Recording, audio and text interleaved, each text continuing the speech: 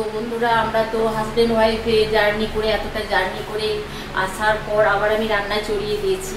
তো আমাদের মেয়েদের না মানে কি বলবো, কোনো ক্লান্তি লাগে না যদি আমাদের কাছের মানুষটা আমাদেরকে ঠিকঠাক বুঝে।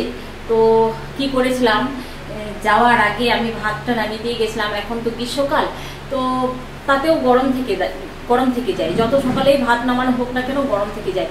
তো ভাতটা নামিয়ে দিয়ে গেছিলাম, আর যা একটু ভেন্ডি ভাজা, একটু সবজি যেগুলো আছে সেগুলো গরম করে দিয়ে গেছিলাম। একটু মানে রুই পোস্ত এক পিস আছে, সেটাও গরম করে দিয়ে গেছিলাম। আর আমার হাজব্যান্ড যেহেতু সুগার আছে, একটু আধটু হালকা পাতলা সুগার একটু আছে, ও আলুটা খায় না, তো ওকে সবজি ভেন্ডি ভাজা ওগুলো দেবো। আর আমরা মা ছেলে মিলে একটু আলু মেখে নেবো, আলু সেদ্ধ করে। আর মটন তো নিয়ে এলাম, দেখলেন তো মটনটা এখন আমি চড়িয়েছি, রান্না হচ্ছে। তো ওই যে বললাম যে মানে কাছের মানুষটা যদি একটু বুঝে, তো মানে আমাদের কোনো ক্লান্তি মনে হয় না। তো সকাল থেকে একটু টায়ার্ড লাগছিল, একটা প্যারাসিটামল খেয়ে গেছিলাম। তো আমার মনে হয় যে অতিরিক্ত পরিশ্রমের জন্য আমার মানে প্রতিদিন হয়তো সন্ধ্যায় জ্বর আসছে, যেটা আমি বুঝতে পারছি না।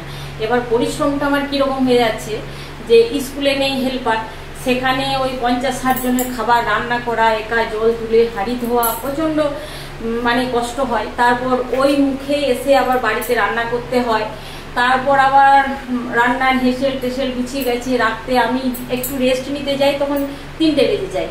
আবার রাতে রুটি সবজি রান্না, মানে কি বলবো, একটা লেবার মুনিশ যদি মানে খাটে, কোথাও যদি পরিশ্রম করে না, তো সেখানে দেখবেন চারদণ্ড তারা মানে বিড়ি খায়, তারপর মুড়ি খায় তারা, মানে ওটা তাদের একটু মানে ব্রেক হয়ে যায়, একটু রেস্ট হয়ে যায়। আর আমার মানে টানা পরিশ্রমটা চলে, আমার সেই রেস্টটুকুনি জোটে না। আমার মাথাতে ঢুকে যায় যে আমি স্কুল থেকে এসে আমি যে 8 ঘন্টা ফ্যানের হাওয়া যদি খেতে যাই, আমি কিন্তু আর আমি আমার স্বামী ছেলেকে টাইমে খাবারটা দিতে পারবো না। তো আমাকে ওই মুখেই রান্না চড়িয়ে দিতে হয়। পেটে খিদে লেগে থাকলে এই খাচ্ছি, এই খাবো, যে কারণে খাবারও টাইম আমার হয়ে ওঠে না। খাবার মানে কি বলবো, সময় মতো খাওয়া হয় না বলে মানে কোষ্ঠকাঠিন্য ধাত হয়ে গেছে, মানে সেদিকেও প্রবলেম। তো এখন আমি রান্নাটা করি, চলুন দেখি দিই। যে মটনটা আমি এনেছি, এখন তো রোগরে কচলে ধোবো। আমার তো মানে ওই খাবার দাবারে প্রচণ্ড ক্ষতেমো, তো ততক্ষণকে আমি ধুয়ে নিই। বাইরে থেকে এসে প্রচণ্ড গরম লাগছে, ওই দূরে হাই স্পিড ফ্যানটা আমি চালিয়ে দিয়েছি, কিন্তু এখানে গ্যাসের শিখাটা একটু মানে কি বলবো, হাওয়াতে একটু এলোমেলো হচ্ছে, হয়তো বন্ধ করতে হবে। তো আমি এখন মটনটা চাপিয়ে দেবো। এই যে চর্বিগুলো আলাদা করে বেছে রেখেছি, নতুবা সেই ঝোলটা কীরকম মানে ঠান্ডা হয়ে বসে গেলে কীরকম ওপরে ক্ষীরের মতো ভাসে, যেটা আমার একদম মোটেই পছন্দ নয়। চর্বিগুলো আমি নামানোর একটু আগে দিই, বাস ভাপিয়ে নিই। তো হাজব্যান্ডকে বললাম যে এতটা মটন রান্না করব না, কয়েক পিস রেখে দিই। তো আমার উপরে মানে একেবারে চিল্লি লেগে গেলো, রাখতে পারবে না, খাবো করে এনেছি, তখন তুমি সবটাই রান্না করো। তো ফ্রিজে রাখতে গেলাম, আমাকে ঝিঁঝকিয়ে তেড়ে দিল, বললো রাখতে পারবে না। তো আমি ওকে লুকিয়ে এই 4 পিস আমি রাখবো, ওকে দেখালে চলবে না। এত তো ছেলেও তো খেতে পারবে না বেশি মটন, তো রান্না করে আমি কি করব। ওই 4 পিসই একদিন একটা ছোট আলু দিয়ে গ্রেভি করে হয়ে যাবে। তো যাই হোক, রুটি তো খাওয়া হবে ওদের দুজনের। তো আমি চড়িয়ে দিয়েছি, তাকে আমি রান্নাটা করি। যখন আমার মানে এই যে এখানে সব দিয়ে দিলাম, আর ম্যারিনেট করে রাখার মতো সময় নেই, তাড়াতাড়ি রান্না করতে হবে, অনেক দেরি হয়ে গেছে। শুকনো লঙ্কা এমনিতে খাই না, কিন্তু আমি তেলে ফোড়ন দিতে হলো, কারণ তখন কিন্তু আমার হাট থেকে কাঁচা লঙ্কা আসেনি। তো যে কারণে আমি শুকনো লঙ্কা ফোড়ন দিয়ে দিলাম, তাছাড়া ঝাল হবে না। আর এই মশলার মধ্যে সব কিছুই দেওয়া আছে, আলাদা করে আর দেখাচ্ছি না। তো জাস্ট লবণ আর হলুদ দিয়ে এখন আমি মাংসটা কষতে থাকবো।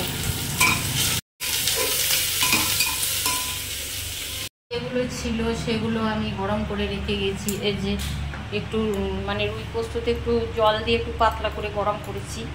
ভাত তো নামিয়ে দিয়ে গেছিলাম, আমরা আলু মাখলাম ছেলের আর আমার। আর এইদিকে মটনটা আমি কষছি, চর্বিগুলো লাস্টে দেবো। আর পেঁপেগুলো একটু পাতলা কচি পেঁপে আছে, গলে যাবে। তো একদম লাস্টে এক ধাপে যাতে হয়ে যায়, লাস্টে দিয়ে সিটিটা দেবো।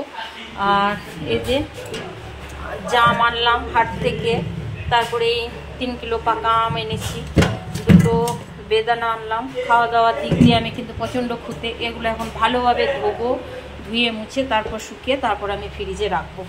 তো ততক্ষণকে আমি রান্নাটা করে নিই। আর এই যে বাবু ওখানে কোণে ছিল, এখানে চলে এলো আমার কাছে, অতক্ষণ দেখতে পাইনি, আমায় চলে এসেছে। এগুলো জল থেকে তুলে রাখলাম। এবার একে একে আমগুলো ধুয়ে নেবো, বেদানাগুলো ধুয়ে নেব। তো আমাদের আজ গ্রামেও হাট পড়ে। গ্রামে আমার ছেলে হাট করেছে। এই যে সবজির থলি, এখনও সব বেগুন, ভেন্ডি, শাক, টমেটো একসাথে আছে। এগুলো আলাদা আলাদা করে ধুয়ে ফ্রিজে রাখতে হবে। কাঁচা আম আনলাম 3 কিলো। আমার হাজব্যান্ড তো আচারে খুব নেশা, তো এগুলো আচার দেব। মানে রবিবার বলে ছুটি নেই, রবিবার মানে আরও বাঁশ। তো আমার মটন কষা কমপ্লিট বন্ধুরা। তো শুভ দুপুর। আজকের মেনু এই পর্যন্তই, আগেরগুলো তো দেখালাম। তো শুভ দুপুর, ভালো থাকবেন সবাই, টাটা।